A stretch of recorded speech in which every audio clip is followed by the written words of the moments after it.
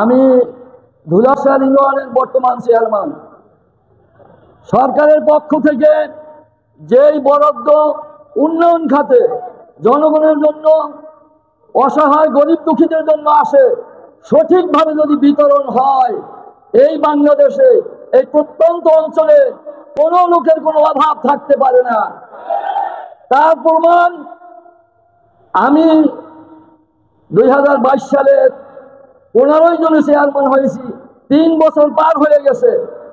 রাস্তাঘাট এমন জায়গা নেই যেখানে রাস্তাঘাট আমরা করি নাই। এমন প্রকল্প আছে যেখানে নূতন করে রাস্তা দিতে হবে, পুরাতন রাস্তা মেরামত নয়, শুধু নূতন রাস্তা। নূতন কোনো রাস্তা দেব এমন কোনো জায়গা বাকি নাই বর্তমানে।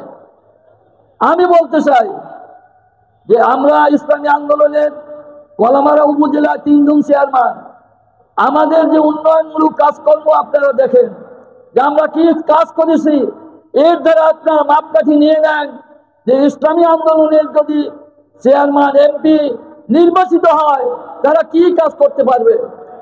সেখানে 27শে সেপ্টেম্বর পটুয়াখালী জেলা ডিসি সাহেবের সম্মেলন কক্ষে পটুয়াখালী জেলার 77 জন চেয়ারম্যানের সম্মেলন হয়েছে। কে কি কাজ করেছে সেখানে ইসলামী আন্দোলনের চেয়ারম্যান যারা, তাদের কাজকর্মই সবার উপরে গেছে। এমনকি সেখানে উপহার দিয়ে তাদেরকে সম্মানিত করেছে। 77 চেয়ারম্যানের মধ্যে 1 নম্বর চেয়ারম্যান হইল ধুলাশাল ইউনিয়ন। সবাই বলেন আলহামদুলিল্লাহ। আমি আপনাদের কাছে আবেদন রাখবো, আপনারা ভবিষ্যতে আমাদের জননেতা, মাটি ও মানুষের প্রাণপ্রিয় নেতা অধ্যাপক ডক্টর মুস্তাফিজ ভাইকে হাত পাখায় ভোট দিয়ে জাতীয় সংসদে একজন এমপি হিসেবে আপনারা উপহার দেবেন। এর জন্য কে কে রাজি আছেন? নারায়ে তাকবীর। মার্কা আছে 21 মার্কা। আরো জোরে, আরো জোরে। আল্লাহ তাআলা আমাদের সকলকে কবুল করুন। নাসরুম মিনাল্লাহি ওয়া ফাতহুন করিব।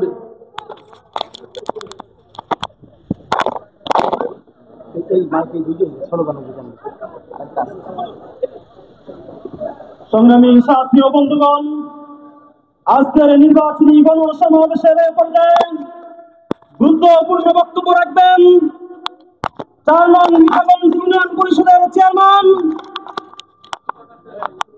জনাব মিসবাহ উদ্দিন খান।